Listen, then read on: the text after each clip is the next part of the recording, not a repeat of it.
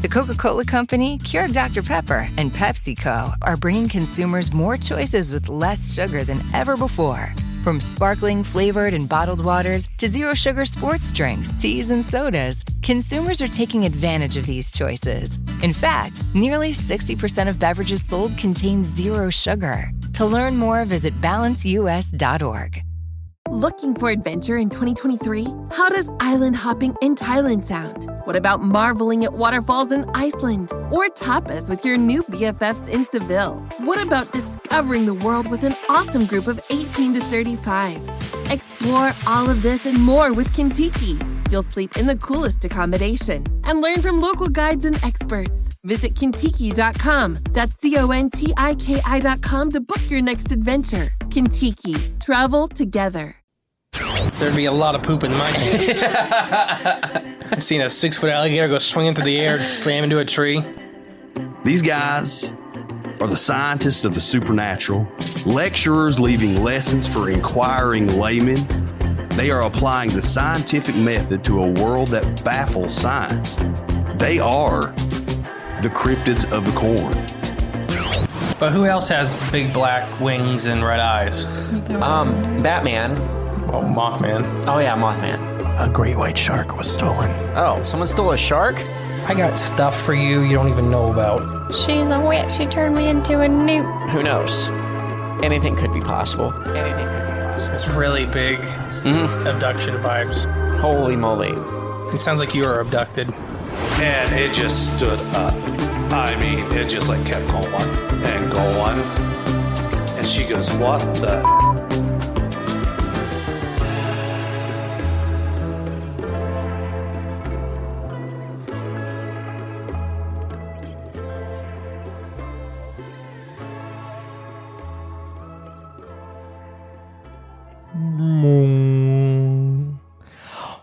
Welcome back to Crips the Corn podcast. I am the great and powerful Mr. E.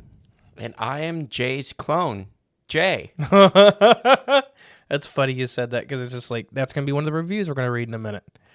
Well, yeah, welcome back. Thank you guys for listening. Thank you guys for the constant support. We were just talking before this episode, we are gobsmacked by the level that we've reached already, and we greatly appreciate every one of you. Gobsmacked. Gobsmacked, yeah. Is that a real word? I'm not 100% sure. But I like it. But gobstoppers are real. Oh, you're right. But no, thank you guys. International shows, like we've started doing cross promotion with some international shows and stuff like that. You'll hear in a couple weeks. It's amazing. The level. We appreciate you guys, and I just wanted to say that. Our friends in Australia, we're just been elated. I'm working on a couple European shows too. Yeah. But getting to the front of house stuff, just like always, I try to make it as quick as possible. We have the live show. That's April 22nd, Post Town Elementary in Middletown, Ohio. We're doing that with Hillbilly Horror Stories. We're each doing like an hour show. There's a couple hours before and a couple hours after to hang out. Get your tickets in the link below. It'll be fun. It's going to be a ball. Looking forward to meeting you guys. You guys come. We're going to hang out afterwards at a local bar, and we're going to get hammered together. So that sounds like a fantastic thing. Yeah. Ask some of our guys on Facebook that have met us at other conferences and stuff like that and got us absolutely hammered. It's happened. Oh, yeah. You know who you are. New shows. We have a bunch of new shows in the network. You know, we have a comedy podcast. We have a fishing podcast. We produce a conspiracy podcast. And then I have a wildlife podcast. Yep. An animal podcast. Animal. Is that your Russian accent? Animal. Yes. Oh, animals. Links are below. We have 2 YouTube giveaways running right now when this episode comes out, so please get in on both of those. One is sponsored by I Know Squatch, Rick Rellis. He gave us a whole bunch of books to give away, so get on that. Mm-hmm. The other one, EncounterQuest, we're giving away 2 free tickets to EncounterQuest. Which is going to be freaking awesome. Yep, and we're going to talk about that here in just a second. But so get on that real quick because that ends March 3rd. That one does. So soon. So yeah, get up on that so you can get free tickets. This ain't It's coming out soon, guys. Yeah, so please, it's this week. The episode when this comes out, it ends this week. So please get on that. Speaking of EncounterQuest, we also running the Encounter. We're speakers at EncounterQuest. You get to choose what we vote for, or what we speak about. You get to vote. Yeah, you get to vote what we speak about. So the link for that is also below. Our first event of the year is just around literally this weekend, Frogman Fest. So if you're coming out to that, let us know. We're going to have a ball. That came so fast. I know. That 4 months off did not feel like it, did it? No. But yeah, if you're coming to a show, once again, let us know. And real quick, if you're going to contact us, if you want to if you just want to say something to us, please use our contact us by email. I'm not scheduling through Instagram or Facebook anymore. It just got too complicated. So if you have a story you want to share on the show, stuff like that.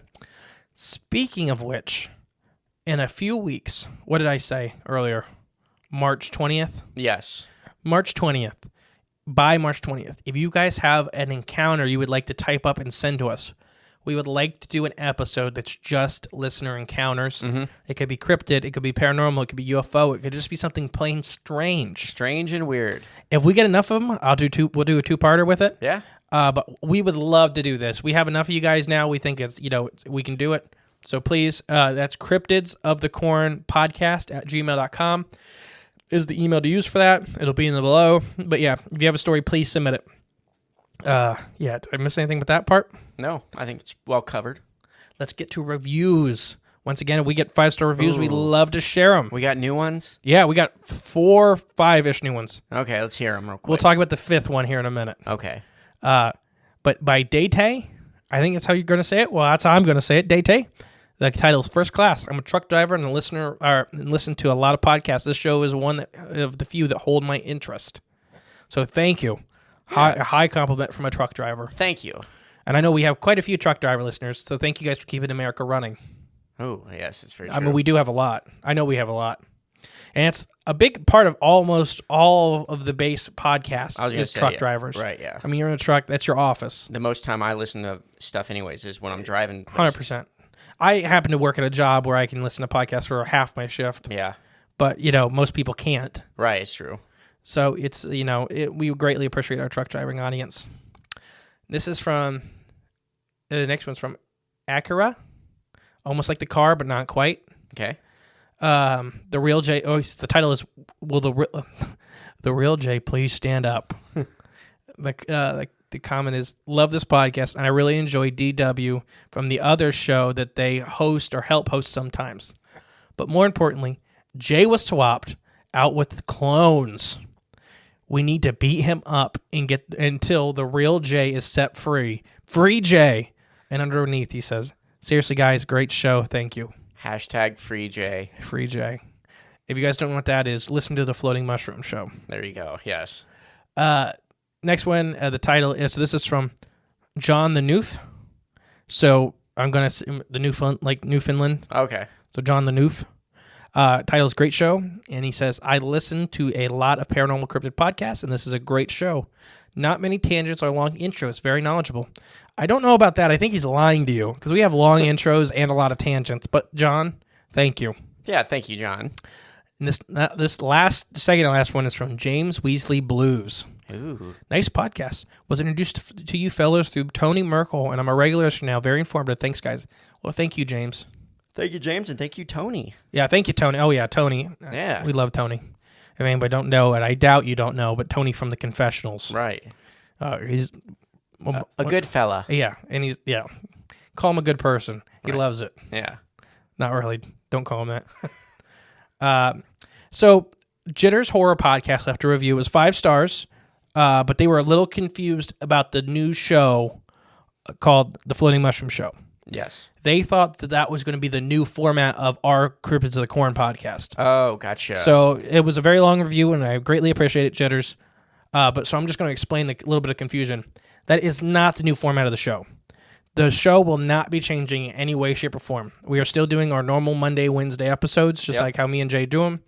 That is just an extra thing that you can listen to if you'd like. Right, yeah. So that's a podcast we do with Joel and Sean from the Kill the Mockingbirds podcast, which is great. It's a lot of fun, but it's different than our normal show. So if you don't like it, you don't have to listen to it. We're just friends with those guys, and we hang out anyways. So it's just like might as well put on a mic, Yeah, yeah.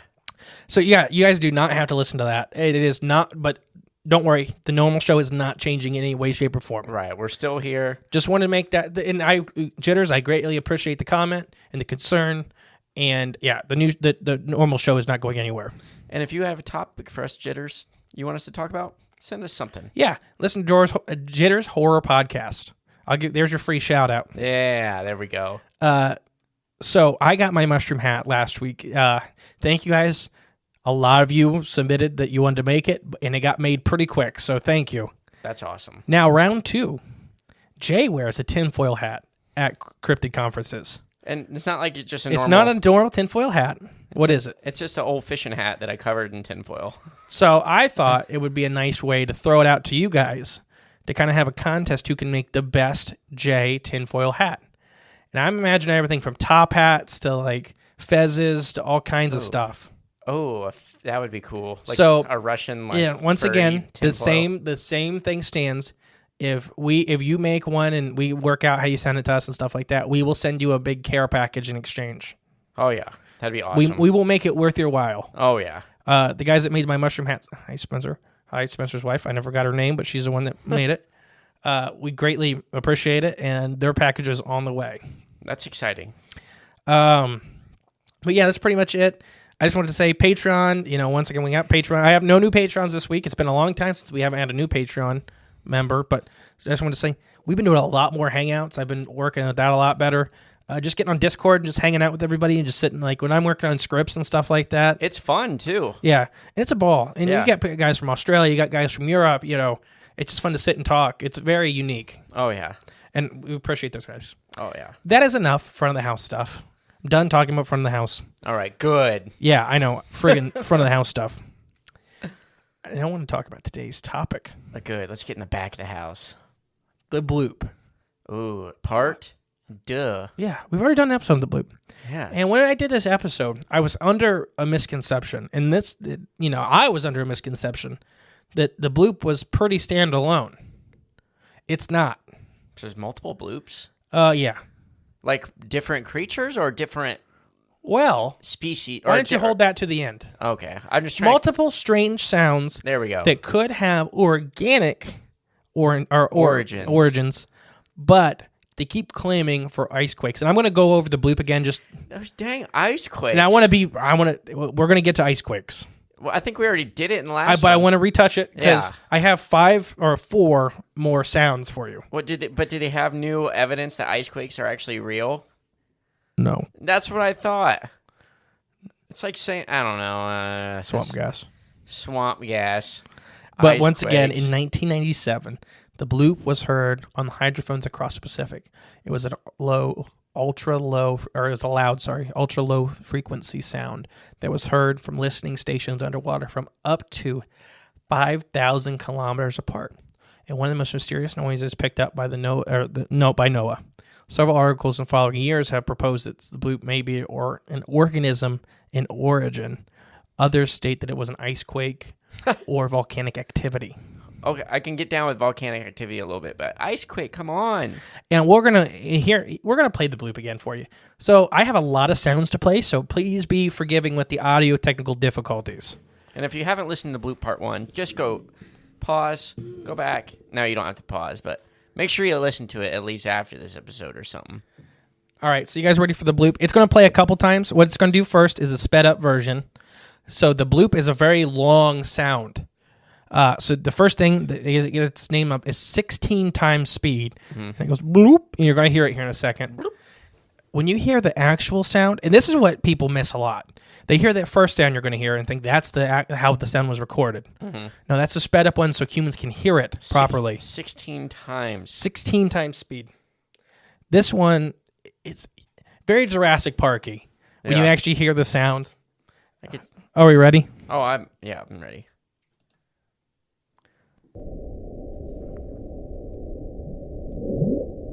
That's a fast one. Remember, that's 16 times the speed. So, there it was again. Hope I didn't talk over that one. Here's normal. Oh, no, sorry. That's 8 speed.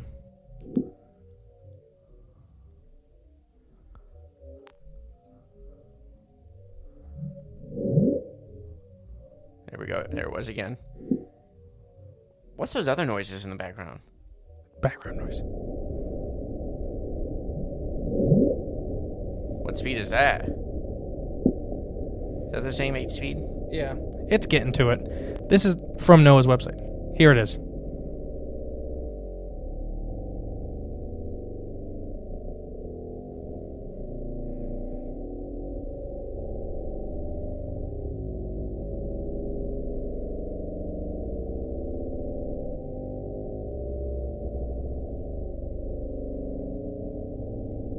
It goes on for several minutes. I'm going to let it play for a little bit.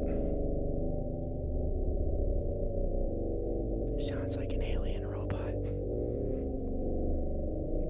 Godzilla's upset tummy. Oh, it needs a giant bottle of Pepto-Bismol. Okay.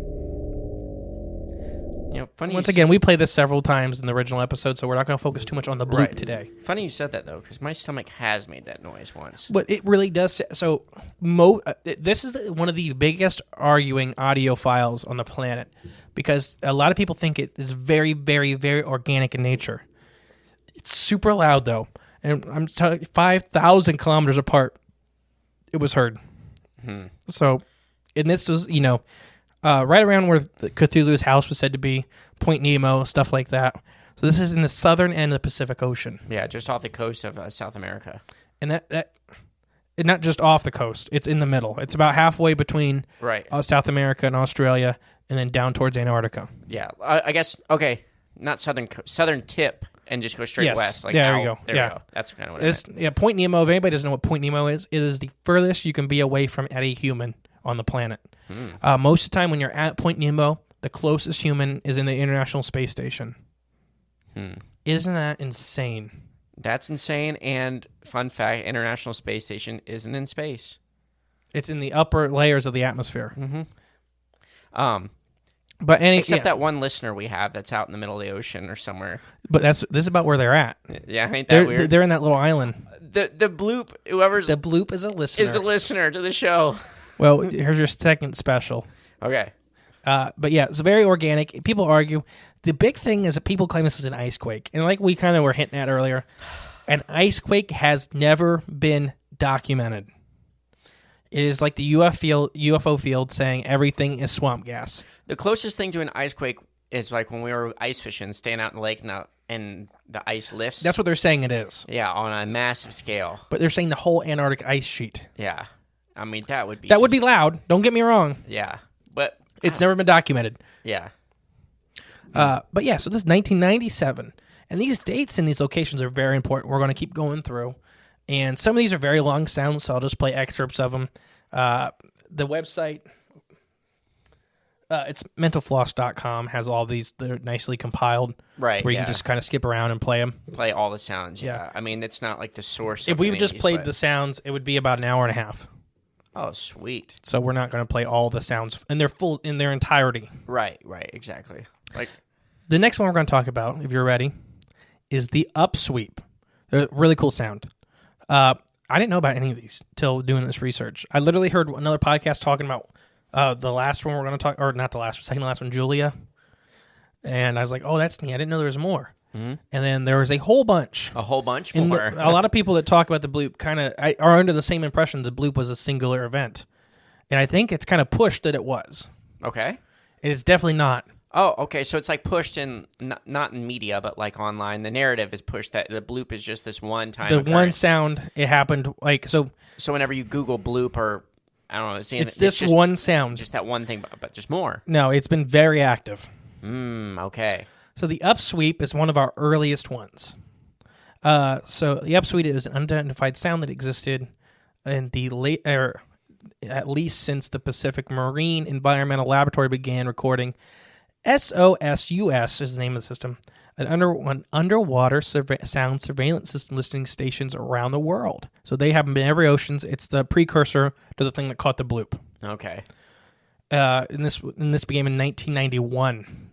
The sound consists of a long train-like of narrow bands of upsweeping sounds, several seconds duration each. The laboratory reports the source location is difficult to identify, but it's definitely in the southern Pacific, somewhere around the halfway point between Australia and South America. So keep in mind what I just say about the bloop. Right, same area. The upsweep changes with the seasons, becoming loudest in the spring and autumn. though this isn't quite clear. The leading theory by most scientists is related to volcanic activity. Now, two things with this. It's heavily seasonally influenced. Almost in the summer, it almost stops. Okay. Like it doesn't talk for weeks at a time. Now, would that be summer, like our summer, or Their the summer. Southern Hemisphere summer? Southern Hemisphere summer or winter. Okay. So it stops talking. Okay. And then it gets really loud in the early spring and really loud in the fall. Or active. Migration? But I was going to tell you something right now about the second thing. Yeah. Volcanoes aren't seasonal. Come on. Yes, they are. I don't know who... you know me. I go behind science a lot. You're right. I use a lot of science.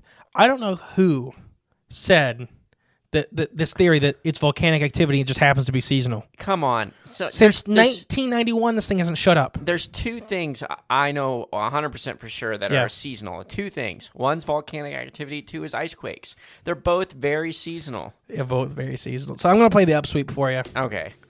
They migrate, It's just the way it goes.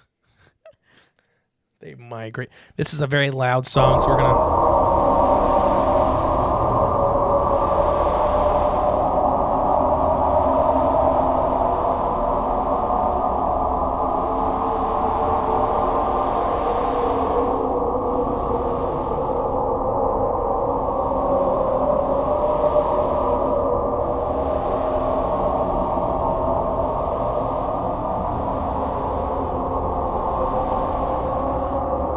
It doesn't ever stop in the spring and the summer.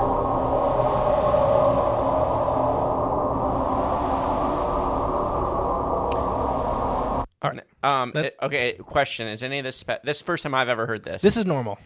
That's normal speed. So it's hard. It's kind of hard to tell, but it starts slow and it gets high, and it's like I know what this is.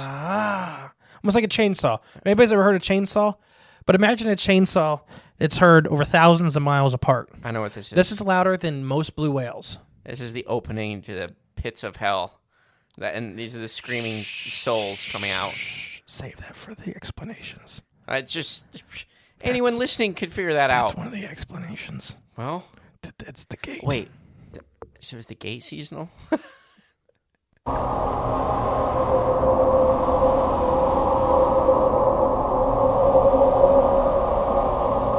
So do you hear it? How it starts and it goes up? Oh, yeah.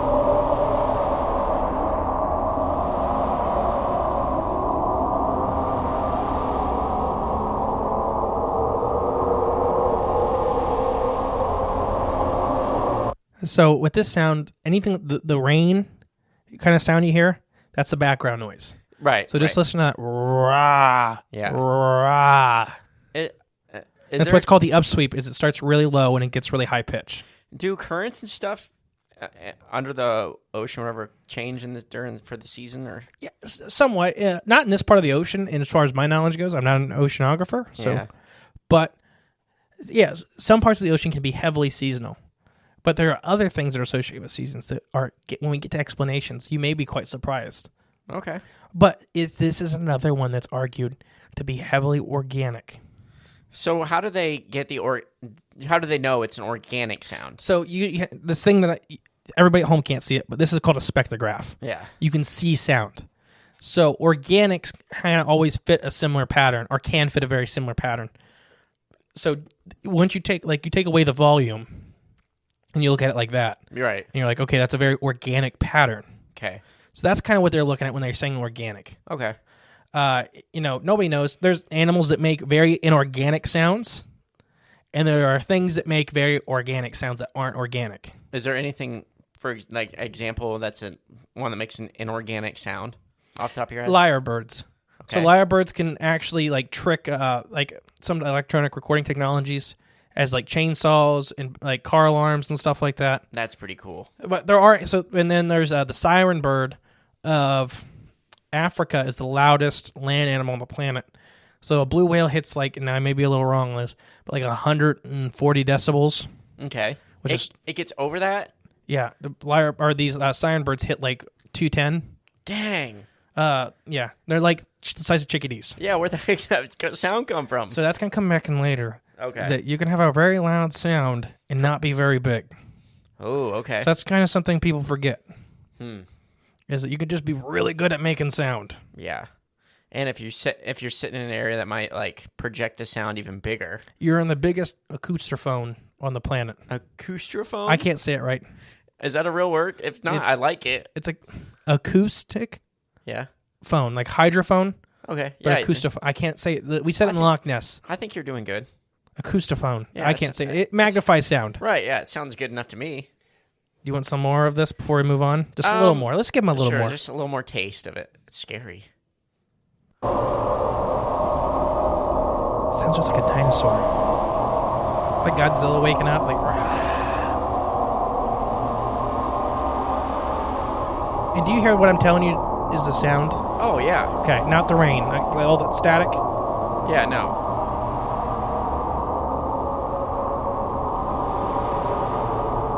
It goes for hours at a time without taking a break. It does not seem, if you guys looking into this, and you want, there's hundreds of hours of consistent, not repeated audio of this. It doesn't, it seems very animalistic because it goes for like 15, 20 minutes at a time, sometimes up to an hour, and then it takes a break. Does not seem volcanic. And the option that people say for the volcanic stuff is it's building up like hydrothermic pressure and stuff like that. And then it releases the pressure, so it takes a while for it to build back up. I'm just saying that's the other side of it. I'm being fair. Right. I'm trying to like wrap my mind around think that. about like Old Faithful. Yeah. Yeah. Oh, yeah. So Old Faithful is very explosive for a short period of time and then takes recharge. And then it builds. And Old Faithful is very regular. There's more that have like that are much more irregular. You could almost say it's faithful. It's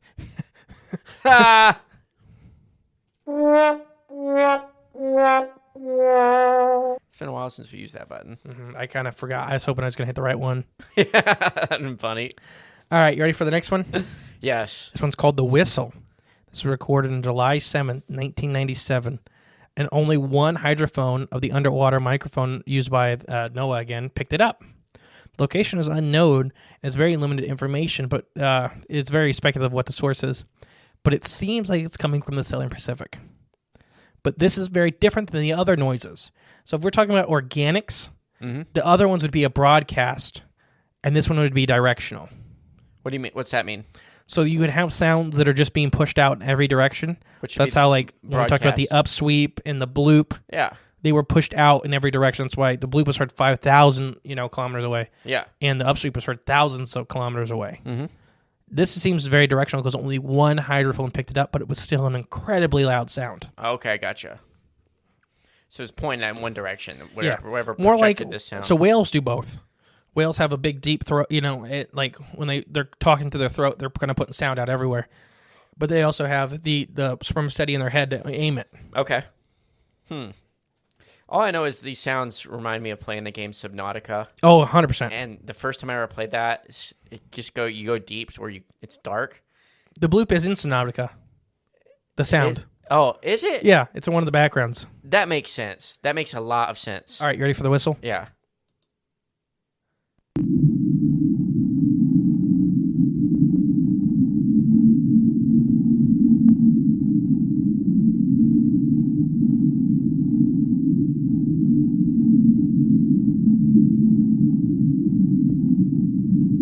Where is it?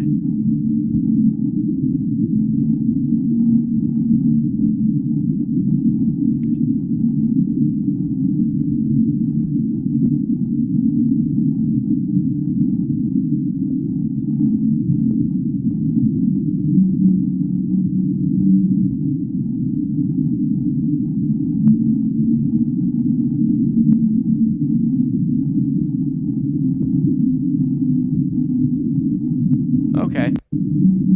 So it may have been hard to hear. I'm going to turn it up louder this time. It was hard to hear. It's just so very whale-like. Yeah. That's my impression of it. Okay. It's also my Bigfoot impression. Ready? I turned it up just so everybody at home knows. I think you need to go back just a little bit. Never mind.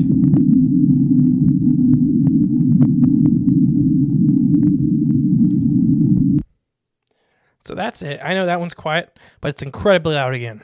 Yeah. Louder than any documented animal. That one, it looks like there it said sped up 16 times as well, like the bloop was. Yeah, it is. So that one's a sped up version of it. So It's like 25 minutes long normally. so it's like Like a big long train whistle. yeah, really long. Okay, here's a really weird one. Okay, We're going to do Julia. that's what it's called, Julia. Mm-hmm. Julia was recorded March 1st, 1999. Lasted for roughly 15 seconds. It was loud enough to be heard by the entire equilateral Pacific Ocean hydrophone array. An Antarctic iceberg that run aground is the leading source for skeptics of the source of the sound. This is the loudest sound. This puts the bloop out of the water for the set level of the noise. So Julia's So larger than the keep in Bloop. mind, this is tens of thousands of miles wide. Yeah, but all in this Pacific Ocean. Yeah. So far. Yeah, specifically this same spot. Yeah. Okay, I'm going to turn it down, Yeah, because this might be like loud. and then we'll go back. AF. Okay, so 1999. Here we go. Oh gosh, it's called Julia. You don't have to read it. They can be into.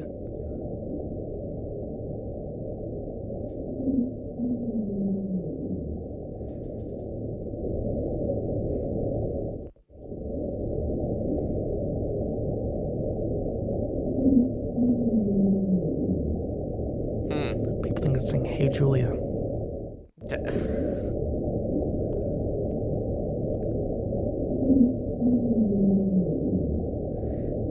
It's quite the stretch to get "Hey Julia" out of it, but it's a very. That's the first one. That sounds more like a creature than the bloop even does. Like it definitely sounds Sounds like an elephant. Yeah, something like that sounds like something. It's weird. Julia's my favorite, but keep in mind this was not like the bloop, where the bloop is heard by several this Pacific array sonar array, 5,000 kilometers apart. This was heard by the entire array.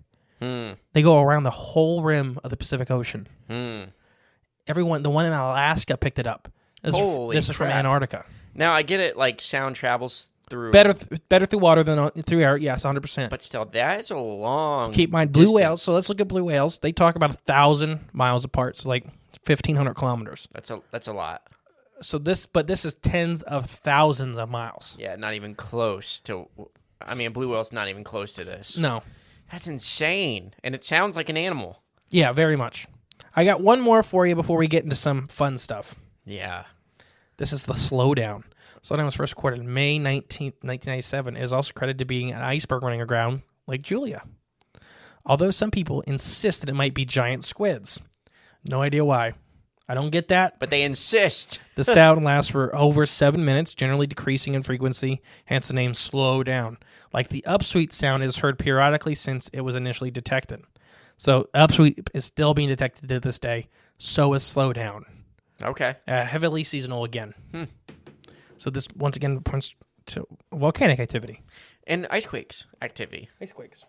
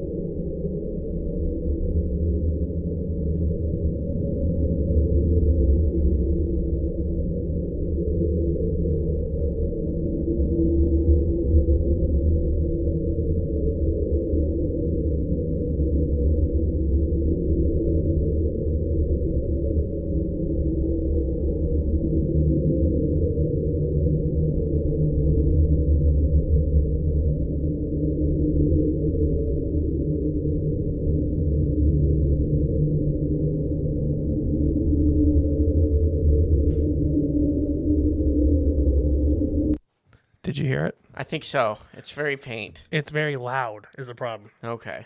But it starts really low. It's the exact opposite of upsweep. These just put me into a thought. I don't know if it's possible. Do they have like live streams or sounds of these microphones in the I don't ocean? think so. They need to do that because it's a genius idea to put people to sleep. I would listen to that to go to bed. But that's a monster screaming. For some reason, it's very calming. Let's listen to it some more.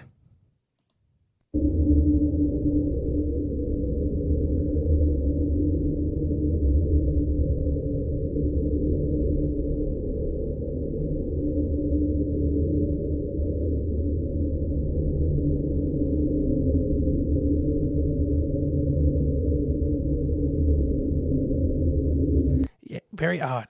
There's something so calming about it, though. It's weird. It's extremely odd, the sound. It is. Yeah. But it's faint. It almost sounds like it's hard to distinguish it, though, just from the background. Like, you got to really listen. I'm hoping at home it comes through, so, you guys in your car or whatever, you can turn it up. Yeah. But it's very loud again. It's just crazy. How far away was this one heard? Did you say it already? About 1,000 miles. Okay. Still not the Julia. So far, my favorite is the Julia sound. Yeah, Julie's definitely. But this goes on forever. This is like a very long form sound. Yeah. This one I don't. I mean, it's cool, but I just don't care for it as much unless I'm going to bed. So, how big of fish or animals do you think it takes to make sounds of this level? Well, like you just blew my mind earlier. I guess apparently it doesn't take nothing that big. You just have to have the right. I don't know, anatomy or makeup to do it. So before we get into some possible explanations, and I want to say this, that we're going to talk about some really loud fish. Ooh. Fish. Oh, wait, there's the bullet shrimp? That's not a fish. But is it still, it makes loud sounds, right? Yeah, but it's not a fish. Close enough. It lives in the ocean. And, yeah, it's not a fish. So there's volume and then there's pitch. So that's kind of the thing. They make a high pitch, like a really like a bullet going off, but it's not super loud because it's tiny. Mm-hmm. So this would take a creature being able to do both. Okay. So there are some fish we're going to talk about, which are the loudest fish on the planet. Is a pigfish one of them? No. Gulf corvée. There we go. That's how you say it. Gulf corvée. Anybody familiar with like Florida fish or anything like that? They look like crevalles, Jack crevalles. Corvée or a cousin of them. It's a really common beach fish and stuff you catch. They're like the big beach fish. Okay. Not like tarpon or nothing like that, but they get like 50 pounds. Okay. I'm looking it up really quick just because. But these fish, okay, let me just read. These fish emit a thum of seductive calls to attract females during their breeding periods. Keep in mind what we were talking about earlier. Some of these sounds be heavily seasonal, right? Mm-hmm. But yeah, so these Gulf corvée are a species of croaker, which once again are all over all the oceans. They're related to like redfish, crevalles, stuff like that. I'm trying to get to. So an individual has been recorded as loud as 177 decibels. A jet taking off is 160. Oh, dang. Okay. A group of them. So this is where their power comes in. Yeah. Is that when they school and they start doing these sounds, yeah, it gets immensely louder. Okay. The biggest one we've actively recorded of a chorus of these guys trying to attract females is 202 decibels. But some studies put them up to 220. That's pretty big. And they're basically they'd be background noise for thousands of miles. The frequency emitted by these Gulf are strong enough to damage the hearing of sea lions, dolphins, and even whales. Wow, that's saying something. So some studies put it that they evolved these loud breeding calls to help protect them during their breeding season. Well, yeah, it would like liquefy anything that came closer, tried to attack them. Any predators? Yeah. So they're still listed as a vulnerable species. They're overfished by humans. Anyways, but they're extremely loud fish. I'm going to play their noises for them. Keep in mind, remember the bloop and everything you heard earlier. Yeah. And how sometimes they don't sound organic, but I tell you they are. Right. Because these fish do not sound organic. Oh, really? Yeah. You're going to think these are trains and stuff. And this could be an explanation for, like, bloop-type creatures, whatever they are. Like, it could just be a deep-sea school of whatever that's undiscovered because we mapped so little of the ocean or explored so little of the ocean, the species in there. So here's the chorus. So this is a bunch of them together. Okay.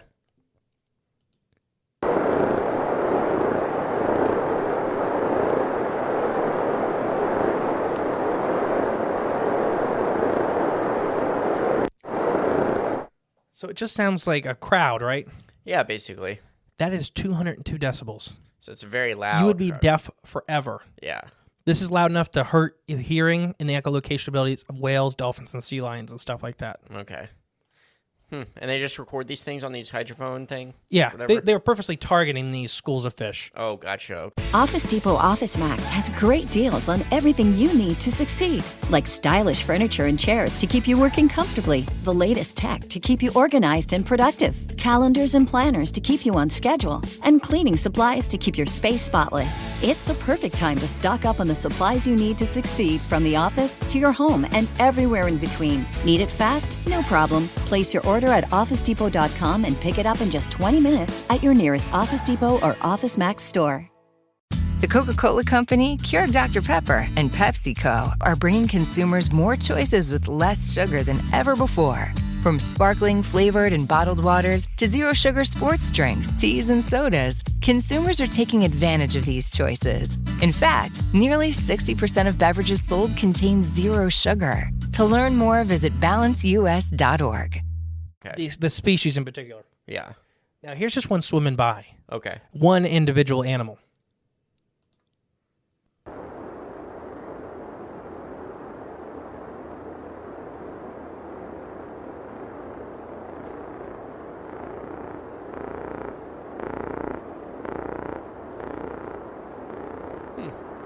You know what that sounds like to me? Sounds almost exactly like a cat purring. Exactly. Yeah. Or like something caught in the spokes of a wheel or something like that. Yeah. It doesn't sound organic to a lot of people. Oh, shoot, really? Yeah, it doesn't. I mean, really, in the chorus of them really doesn't. They thought it was something. They're super loud, but there's toadfish on the bottom of the ocean. Actually driven people to commit suicide that have to live on boats. Jeez. Because their breeding calls reverberate the hulls of ships. Yeah. And it literally blows out your eardrums. Oh, I was going to say, it wasn't like an infrasound kind of thing? Kinda, a little bit. Okay. Not infrasound directly, but no, it's similar thing. Gotcha. Where this frequency just what happens is hit these ship hulls and drives people insane. And these toadfish are like the size of a pop can. Oh, that's nuts. But there's hundreds of thousands of them. Yeah. All doing the sound together. Huh. So when we start talking about these possible explanations, it's important. So how do these fish make these sounds? So they actually have muscle groups around their swim bladders, and they kind of squeeze their swim bladders to make sounds like an instrument. So we actually even found out species like piranha in the freshwater communicate with each other using their swim bladders. Really? Yeah. So this is the males making these calls to attract females. And the byproduct, whether it's on purpose or not, evolutionarily on purpose or not, Yeah. is that it helps protect them while they're breeding. Okay, so wards off other things and attracts... Nothing wants to get close to these guys when they're breeding. Gotcha. Because there's hundreds of thousands of them, and they're all louder than a jet. Makes sense. That's a good defense mechanism. Yeah, I mean, it really develop is. They're for a very little incredible. fish. They're very incredible creatures. Excuse me. But once again, that's loudness, or that's the pitch. Okay. That's not the volume. That's not the- the amplitude Okay. being produced. So they still are not recorded hundreds or even thousands of miles away. Okay. So once again, we have these incredibly loud creatures, but their sound kind of stops. They have the power. It's kind of a hard thing Yeah, it's hard to to explain. rationalize. They have the power to make the loud, but not the power to push it. To project it out. Yeah. Like, I know people like that, and just people. Yeah, sure, their voice is loud, but you get them from a crowd, you can't hear them. Projection. And then there's other people that they can talk over a crowd like it's nothing. So it's all about volume and projection. Yeah. They have the volume, but they don't have the projection. Mm-hmm. I think they don't go more than I don't think you can hear them more than over 20 miles away. Which is, really? Yeah, nothing compared to what we just talked about. Right, yeah. The other one was the entire Pacific Ocean. Just an example of how easily sound travels too underwater. Me and my brother, we were on vacation. I forget, this is a long time ago, we were kids. I'm really good at making fart noises with my hands. I probably hear. I try not to do it in the mic, so probably blow out the mics. But what I would do is I'd tell them to go. We were on vacation. I forget, this hotel in Florida or something like that. And they had this huge outdoor swimming pool and tons of people in it, tons. And I'd tell them to go on the other side of the pool and I could make the fart noises underwater. And literally you could hear it. It sounded like it was in your ears, like all the way across the water with all these people in it. So like, I don't know, sound can project really easily. Yeah, it can. Through water. So that's what. So I'm going to try one more time. I'm really bad at explaining this stuff. Yeah. Volume is different than projection. Right, yeah. Volume is the ability to make a loud sound. Mm-hmm. Projection is the force behind it to push it further. Yes, push it out. So think about electricity. That's kind of my easiest way. You can have a hell of a hard amp hit, but without the voltage to push it, it doesn't go very far. So you need the power to keep pushing it further and further, but you can still have it really loud right off the rip. I have when power. We look at those little siren birds that are the loudest land animal. You still can't. You can hear them pretty good, but you can't hear them super far away. Gotcha. We look at elephants, and we can hear them hundreds of miles away. Yeah, they can push it. Yeah. Push it real Does that good. make sense to you? Yeah, because you're kind of my gauge for everybody at home. It makes sense to me. I know it's a really hard concept, a weird concept. It's just the loudness isn't directly. Yeah. No, I get it. I understand it. So when we start talking about explanations, that matters. So the creature has to be both loud and be able to push the sound along, or whatever the thing is. It doesn't have to be a creature. It's got to have both qualities. Yes. So weird things, though, before we move on to possible explanations. Why did they stop in the 90s? Did you notice all those ones were in the 90s? Yeah, 97, 99. Well, yeah. First off, 91 is when the public companies got used to these hydrophone arrays. Okay. And then they stopped in 99. Or did they? Oh, I know why. So... No, you know why? Y2K. Oh, yeah, there you go. All the computers and all these microphones reset, and they don't work no more. So my two possibilities were they either were starting to be able to ID these sounds, so they didn't get the big push of these giant mysterious underwater sounds like the corvids, these big fish, these schools of fish. The first hydrophones literally had to tune out shrimp because the background sound of shrimp, because there's millions and millions and millions of them. Yeah, they were drowning out everything else. That's crazy. So was it that? And once we hit like 2000, 2001 stuff, we were starting to ID these sounds a little easier. So we're like, okay, they're not as mysterious, or not everyone is as mysterious as it was, whatever. It's just a school of krill. And it can be. Yeah. People don't realize that because they're tiny, they don't make any noise. No, when you're Happy Feet, I'm going to use the movie Happy Feet 2. My favorite scene of this movie is at the bottom when all these krill are hiding under the ice sheet, and they all literally start dancing on the ice sheet. And there's billions of krill dancing, and they actually crack the ice sheet. Oh, dang. But, it's a cartoonish movie. Do you mean Icequake? Yes, an Icequake. Soft disclosure. It is real. But it just shows you, in effect, that millions and billions of these little creatures can create a huge outcome. Most of the ocean is based off of krill. When you really, when you get down to it. Like the ocean, if krill disappeared tomorrow, we'd all starve to death. We'd all die. Humans would. Yeah. Because, 51% of the population of the planet's protein source comes from the ocean. That's good. So what you're saying is all the whales would escape the water and start eating us. Yes. Whales on Stilts. Yeah. One of the first books I ever read. Oh, that's funny. Whales on Stilts. Oh, God. A guy was a whale hybrid, and he hated people killing all the whales, so he gave him stilts and lasers. Oh, my God. And then he gave them the choice.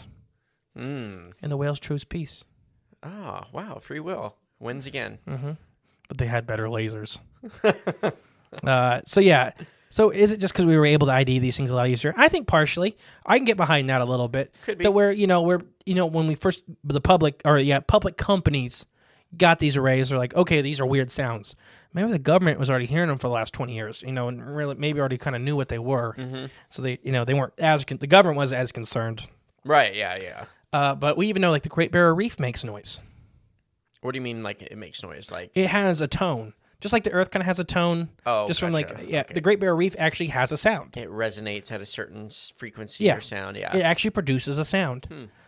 So is it just something like that? Are these, hydrothermal vents? Are these underwater volcanoes? Maybe not actual lava making the sound, but the water moving around them, making every once in a while making these deep guttural tones. Yes. Yeah. The other side of it is they start covering them up. because they found the real source and they're like, oh, that's bad. Gosh. Well, it's probably an undersea kingdom. Well, yeah, I got that listed. So let's get into what is Cledens. Cledens? You remember last week? That's the name I gave the Bloop, the creature that lives in the bottom of the ocean, whatever it is. You named it Cledens? Yeah, it's at the end of last week's episode. I can't remember. It's hard. Yeah, It's because hard. you're like, Cledens, that's not even a real name. Oh, that's right. Yeah, now I remember. Cledens Clear Creek Revival. Yes. He's got a band. All of it was wrong. All of it was wrong. No, so let's talk about the first one. What is Cledens? A living reef.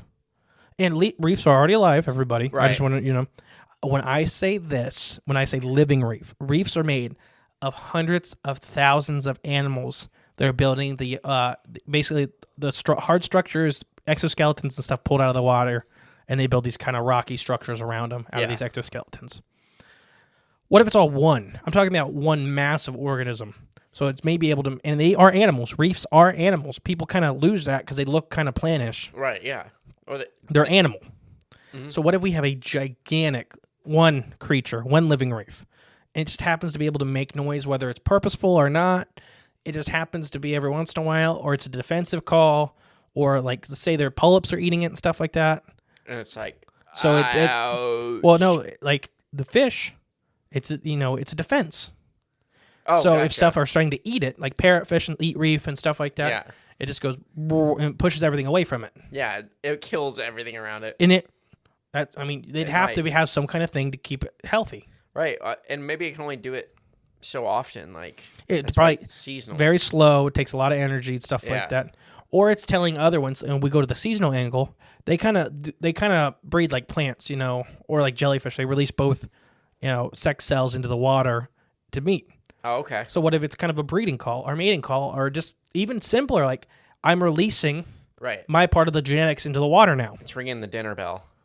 No, I wouldn't say that. Yeah, but like, let's say it's a bad analogy. It's releasing the sperm and the egg into the water and letting other members of its species know it's time. It's time. Yeah, that's more what I meant. So that is an option. What do you think about the living reef? I mean, reefs are gigantic. Yeah, the Great Barrier Reef, literally is a quarter of the Australian coast. And so, I mean, a giant continent, a giant country. Yeah, a giant island that we love a lot, too. A lot. But, I mean, you can't rule that out at all. And maybe not directly reef, but something similar. Maybe something a little more ancient. Reef-type creature, at least, yeah. Because there's ancient polyps and stuff like that. Ancient jellyfish-like things that weren't jellyfish that still kind of... There was a bunch of things that were reef-like before reefs. Okay. So it could be a holdback. When I say living reef, I mean something of that nature. And stationary, because it seems to be relatively the same stationary. Area. Yeah. And maybe in the winter it just goes back to sleep. It could be. It could be it's stationary. It's off time. Right, yeah. So, living reef, yay or nay? Plausible. What percentage you giving it? 62. Ooh, I don't know. All right, let's move on to my favorite. Okay. Giant fungus. Oh, okay. So I'm not going to hit this too hard because that's all we did last week was the giant fungus. Yeah. And I mentioned, and I kind of, that's why we did these two back to back is because they're connected. Yeah. There's these giant homunculus fungus.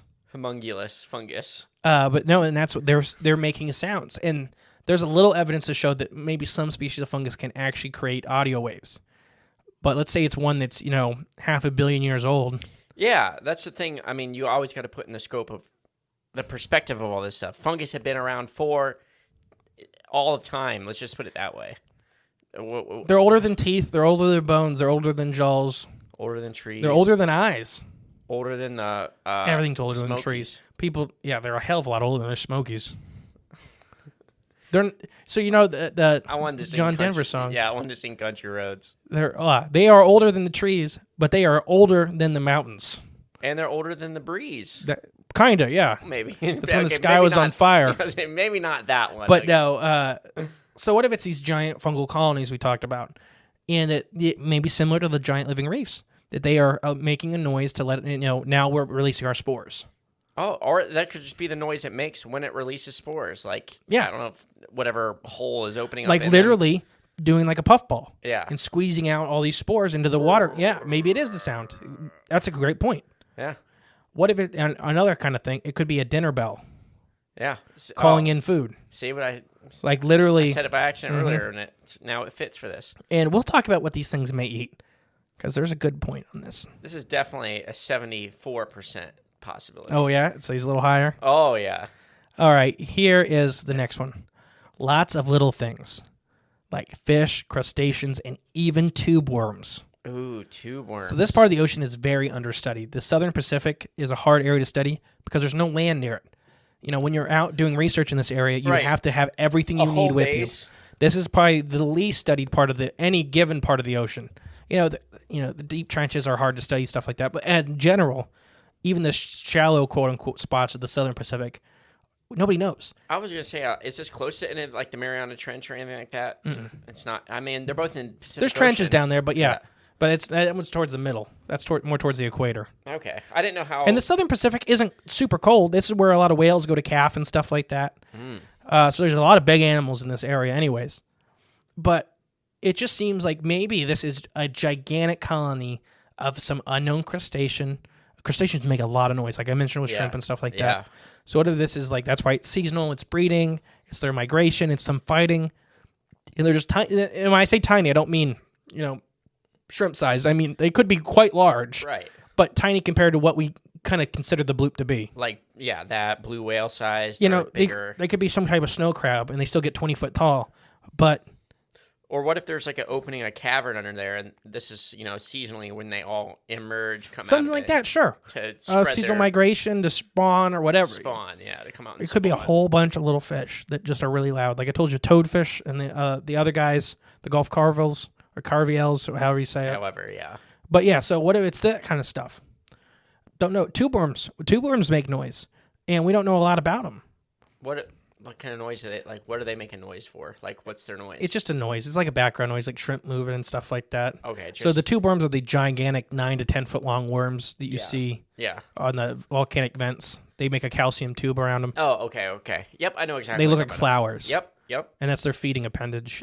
So they're just making, like, just noises. Yeah, but there's billions of them. Oh, yeah. That's really what that part of this, possible explanation is that it's not because they may be purposely being loud, it's because there's billions of them. So there could be like volcanic vents down there, like what the scientists say, but it's not that making the noise. It could be creatures like that surrounding it that live in those warm waters. So what do you put in that one? Oh, that one's probably 59% on my list. Just I've been crunching the numbers with all these things, give or take here and there, but it's kind of what I'm settling on. Math adds up. The math adds up. Follow the money. Giant monsters like Godzilla, a.k.a. kaiju. Now, this would just be fun. This would just be fun if this were this was true at all. This is the Southern Pacific near Antarctica, Point Nemo. This is also the spot that H.P. Lovecraft put Cthulhu in, which is 100% a fake story, but some people think it was soft disclosure and blah, blah, blah, and blah, blah, blah. I mean, why would he pick this area where all these strange noises are coming from? Well, why he picked it is because Point Nemo was famous in his day as being the most desolate place on the planet. Mm-hmm. So that's probably why he picked it, in my opinion. Okay. Is it, I'm going to pick the spot that's the furthest away from everybody. So it became that, now it's a coincidence that there's noises coming from there. I wouldn't even, it's a coincidence, but, if I had to pick some spot on the planet, too, to put a big creature, it's where it would be. It has the most room. It's gigantic. It has a lot of food, too. Away from us. Not even us. It just has a lot of food, a lot of space. Yeah. Well, anything big, and let's just say it's even partly intelligent, it would know. Yeah, I'm not going near any of that land stuff because I will get harpooned by a little ship. Or they can't stand the pressure. Or even that, like whales, they collapse under their own weight on land. So what if this is like a single or a species of gigantic island-sized crustaceans or arthropods? Yeah. Giant millipedes or giant water scorpions. Or giant. From the Permian. Giant dragon, fire-breathing dragons. I mean, it could be. Nuclear breath. Yeah. But what if it's this species of gigantic ancient creatures, and this is just where the remnants of them are. Right, yeah. And this kind of feeds into my Antarctic theory of why everybody avoids Antarctica or why we all agree and stuff like that, because that's where they're living. And these could be civilization enders. Oh, yeah. The great floods reported everywhere. Could be not from natural sources, could be from these guys getting angry. Is all of Antarctica? I mean, it's a landmass, so you can't. There is land under it, but most of Antarctica that you see from the map, you can get under. Okay. I wonder how big the actual land mass is then. I mean, I know you don't believe the maps and stuff like that, but you can see it. They have it LiDAR'd a lot of the edge, so they kind of flew around a big circle and LiDAR'd the edge, so you can see kind of where the water comes up to quote unquote shore underneath the ice sheet. But some of it is pretty much on the edge of what you see, and some of it goes like really back. I can't remember the big bay where all the whales go, but there's Zambezi? Yeah, Zambezi Bay. No, but there's a humongous bay that gets gigantic ice sheets on it, and a lot of the whales go there for the krill and stuff like that. Because they're hiding underneath it? Yeah. Makes sense. That's kind of cool. So what are you going for giant kaiju? Oh, 98%. I think it's a couple individual big things. Yeah, this is more like my wish. If I could be anything, if I could pick and it had to be that, this is what I would want it to actually be. And I would put them as ancient arthropods. Arthropods? Those are like the bugs, like sea scorpions. Yeah, lobsters, right? Yeah, they were the first big creatures on the planet. So they had a long time to get big. Wasn't there like a lot of oxygen or something in there? Or is that what it was? That's the theory. I don't subscribe to it. I don't know. I just knew they were bigger, or supposedly bigger. What we were taught They were bigger. I mean, I've seen the fossils. Right, yeah. Millipedes got really big. Now, you could ride a millipede. Are arthropods like as close to bugs as we have on land in the sea? Like, is that about the arthropods are the whole group? Does that include bugs? Yeah, and crustaceans. So I am eating bugs already? Yeah. But they're water. I think it's different. No, it's not. Yeah, they're in a different realm. What the crustaceans eat in the ocean is worse than what our bugs eat on land. Yeah, but they're not bugs. They are bugs. But they're in the water. So I think it doesn't. The funny thing is it used to be a war crime to feed prisoners lobster. I know. Ain't that crazy? I don't like lobster. I think it's overrated. I think it's chewy, and I don't like it. You ever had the claw meat? Yeah, don't like it. Really? Now, crayfish I like a lot, but I think it's because they're smaller so you can get softer. Anyways, yeah, big monsters. Okay. I got some different woo ones for you. So I've been pretty biologically sound so far, I'd say. Yeah. Except till the kaiju. I think they're still biologically sound. Well, I know. I'm saying that's the first step into the woo. Now let's get to really woo. Yeah.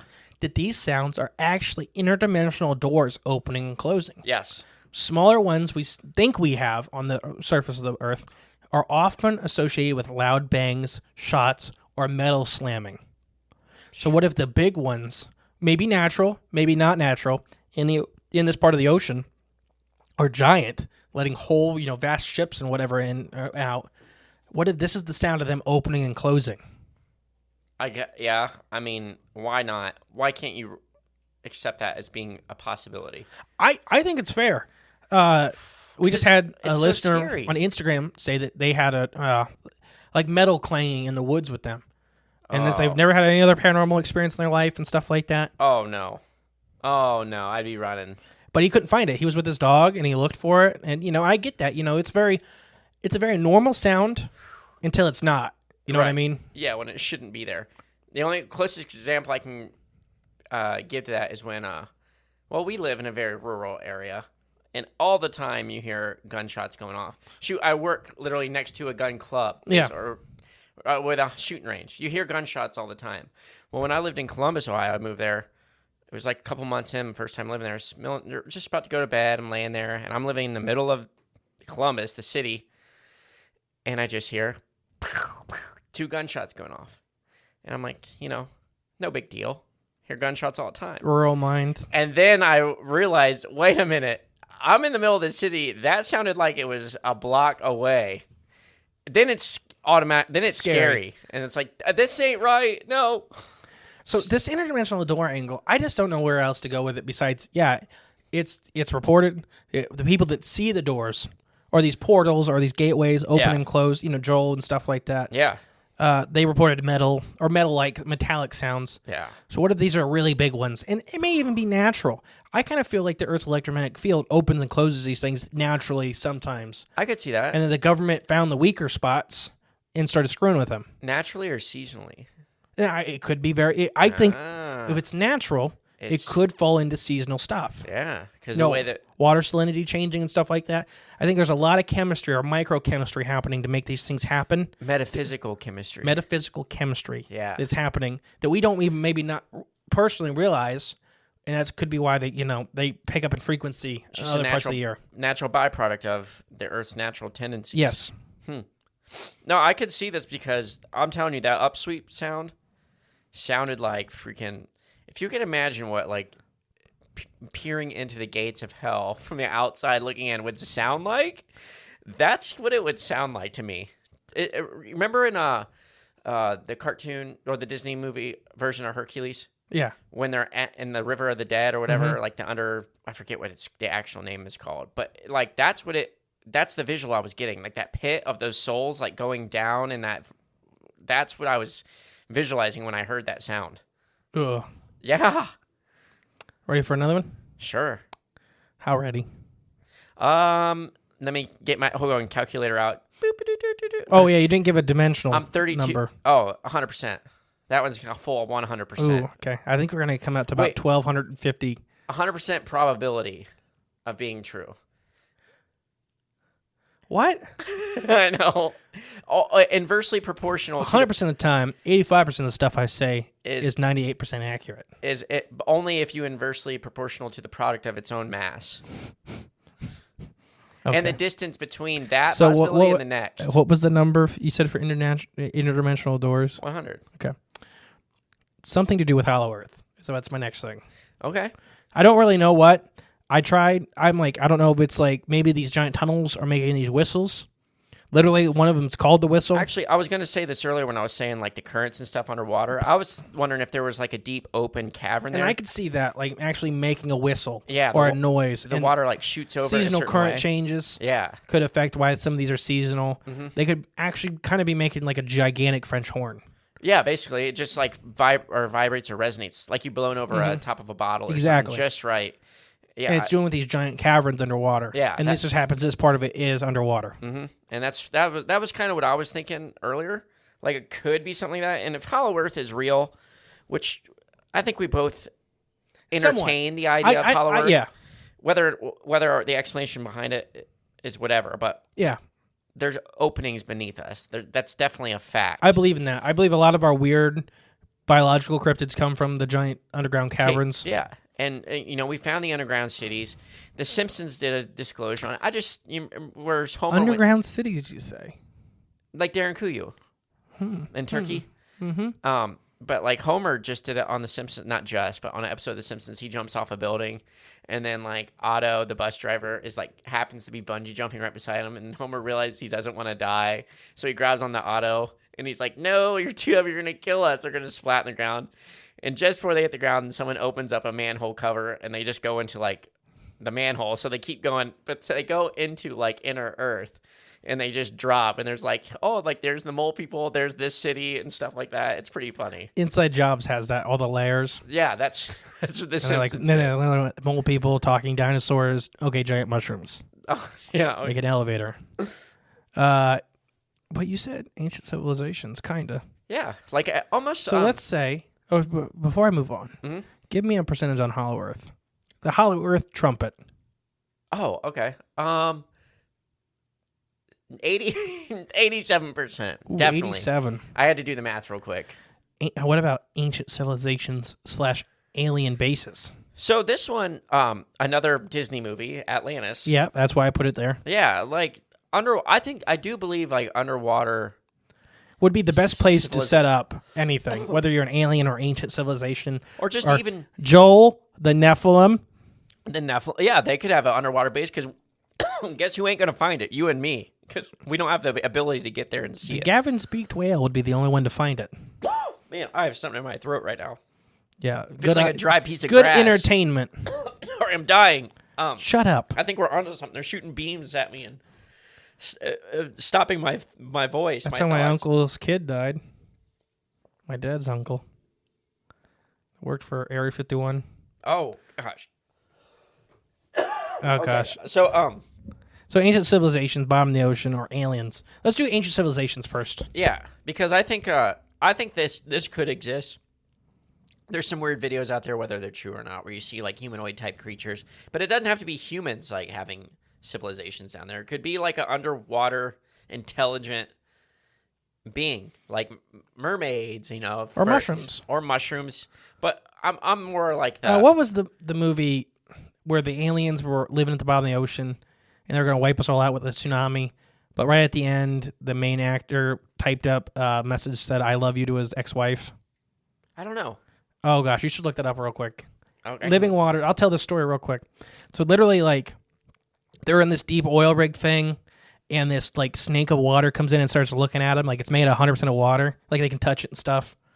And it's basically aliens. Is it a new movie? No, like 90s or 80s.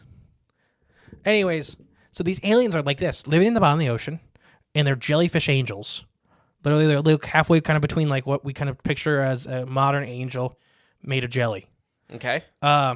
Is it the Abyss? Yes, it's the Abyss. Okay. So they make these giant. They're about to wipe out mankind, and they've been giving mankind signals and signals and signals. Hey, you guys got to fix the planet. Hey, you got to fix the planet. We're sharing this planet with you, and we're about done with it. Mm-hmm. So finally, they're done. So literally, they start making these. They control water. They make these giant tsunamis and get them right up to the edge of the beaches, and they start projecting images on them of every horrid, nasty thing mankind has ever done. Okay. Pollution, war, death, starvation. And this guy was trying to make contact with him, and he's in this hydrothermal like suit and stuff. He jumps down in the abyss, and he's basically going to die. And he's going to die. So right before he passes out, his ex-wife was on the ship, and he texts, "I love you, I'm sorry," all that stuff. Finally apologizes. And they pull him in, and they show him what they're doing. And then he's like, well, why, he's like, why are you guys showing me this? Like, just, you're going to kill us. Why'd you save me? And then they kind of look at him, and then they put on the screen, and it's all over the world, just his message saying, I love you. And then they put it back, and that was kind of their warning, their last final warning. Mm-hmm. I know it was a good movie, but it made me think of this part. It's thought-provoking. And some people think they're aliens. I kind of got the impression from the movie they've always been here. Yeah. And maybe that's what it is it's another sentient species that just happens to be at the bottom of the ocean. Mm-hmm. I think life is super old at the bottom of the ocean. Right, exactly. And we don't know what's down there. We just don't. And you got to think of how hard it is for us to go down there. They would experience the same pressures and problems to come up here. So it could be a natural barrier. It's like a different, under the ocean is a different realm. It really is. The bottom, some of these deepest spots have 60 tons of pressure per square inch. That's insane. Which some animals, like sperm whales can't dive that deep, but cavers, beak whales, and stuff like that, they have to have hydraulic oils in their skins, plus collapsible ribs, plus collapsible lungs, to even go down there for minutes. It's crazy. So if a creature's, evolved for down there and tries to come up, it's very difficult. And, they get the same problems. They basically explode. You ever seen Star Wars Episode 1? Where they go in the core of the planet? They go to that underwater civilization, right? Mm-hmm. But then remember when they're flying away underwater, and that big fish is chasing them? And there's always a bigger fish? Yeah. So it's a Colloqui crawl. Oh, my gosh. I'm going to get made fun of. A Colloqui clawfish. And then I can't remember what the big one was called. From Star Wars? Yeah. Why do you know this? I have the great big book of Star Wars creatures upstairs. Oh, of course you do. Mm-hmm. All right, so what do you think about this alien/ancient civilization? Oh, I will not rule it out. Like all these, I know I'm giving them percentage. Like all these, I think all these are possible. That's fair. I think they're all possible. I don't think they're all happens to be all of these things happening, but I think they're all a possibility. Like it could be. One more for you after you're done. Okay, I'm pretty much. I don't got much more to add to that. Just what if? And this is a crazy one. This is probably the craziest one I got. I know what you're gonna say. Can I spoil it? Yeah. Ice quakes. No. Oh dang it! I thought I had you. No. Way to take the thunder, though. I was really looking forward to me and you actually mentally connecting for once, and it didn't happen. No. What if the Earth is alive itself? Mm-hmm. What if the Earth is actually one living being, and this happens to be the kind of mouth-ish area or the vocal area, and this is it talking. Or the butt. Well, it could be that too. But no, this is where it's talking. Yeah. This is where literally, and this is kind of a hard concept for a lot of people, but I don't know, because the Earth is ancient. I think the Earth can be alive. I mean, it is alive in a sense. I think stars are alive. Yeah. And I get looks for that, but because they kind of fit a life cycle. They live, they die, they grow, they feed, they reproduce. Yeah. That's kind of the things to be alive. And they're died and they can be kind of like reborn even, like they rejuvenate So what themselves. if this is the Earth itself talking? Could be in its quote unquote voice. Something, like something. speech. Yeah. Yeah, I mean, again, I'll add this to the list. Could be possible. So it's out of all those options. I know we've gone well over an hour on this one, but this is a really good one. Yeah, oh yeah, I think so too. What if you had to pick one? Who is it? Ooh. I almost think after hearing the sounds, it's one of those open. Okay, so out of these sounds, the Julia one is the one I like the best. I think that's a creature. I think it's a large creature. Whether the creature's Earth, I guess, could be that one. I can't rule it out, but I do think it's a creature living that's making this one sound. And I think it's one big creature. Not like the school of fish or something. But it could be, but I think it's one giant one. But if it's the upsweep one, I think it's that open portal thing. I do. Which is scary to think about, but that's where I'm falling on that one. I think I'm kind of with you. It's hard. I don't know if they're all different. I kind of think that they all have to be the same thing because of the area they're in. Mm-hmm. Like if they were all over the planet, that'd be one thing. Mm-hmm. But they all are in the Southern Pacific Ocean. Right, yeah. So that for them to be different things at that point, to me, unless it's a big guard dog, like literally Atlantis has a big, some kind of guard dog versus, for the portals. I don't know.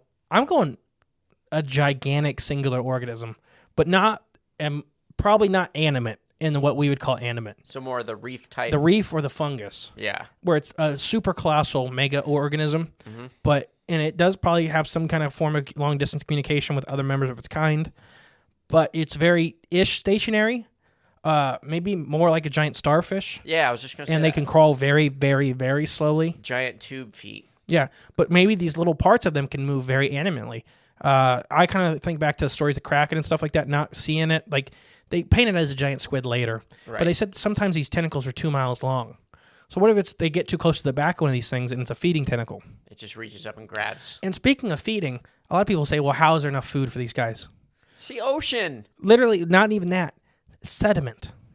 Oh, yeah. The sediment at the bottom of the ocean has had every living thing from the crust for billions of years die, and it's full of nutrients. Falls right to the bottom of the ocean. So if these are giant, partially filter sifters, sand sifters, and filter feeders, there's plenty of food, and they're super old. So is it a giant reef, starfish, fungus? Sure. Could be the Earth eating. Yeah, it could be. Yeah. I kind of lead towards more of like an island-sized creature. And like Australia island-sized? Or no, like Madagascar. Okay. Ohio. Gigantic still. Yeah, but not Australia, not a continent.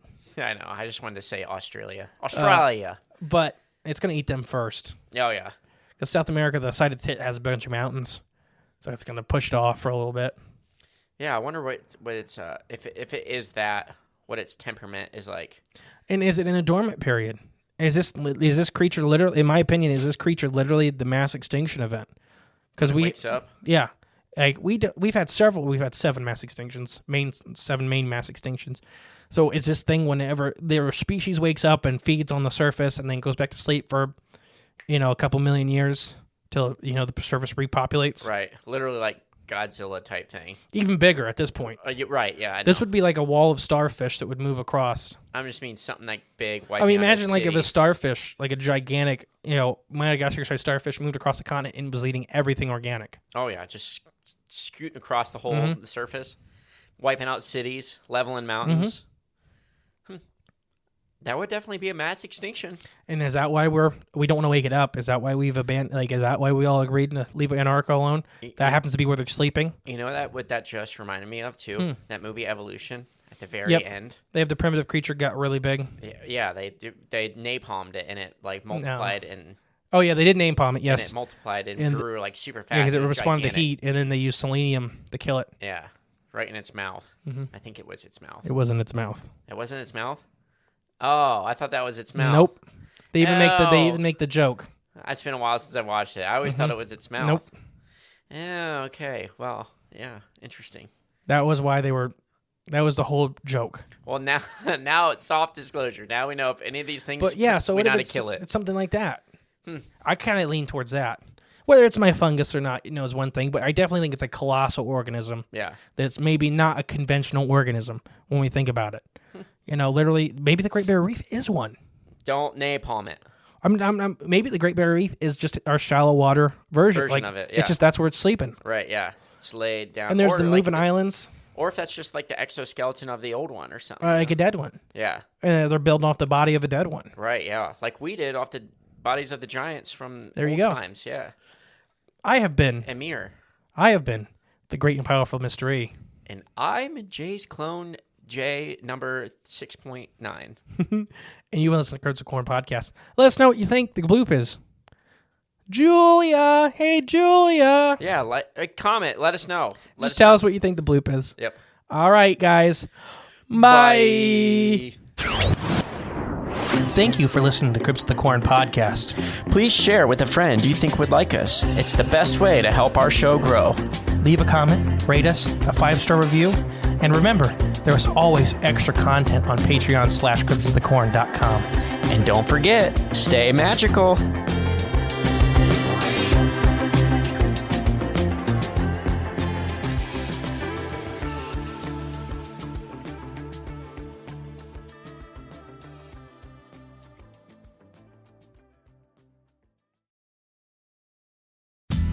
The Coca-Cola Company, Keurig Dr. Pepper, and PepsiCo are bringing consumers more choices with less sugar than ever before. In fact, nearly 60% of beverages sold contain zero sugar. Visit balanceus.org to learn more.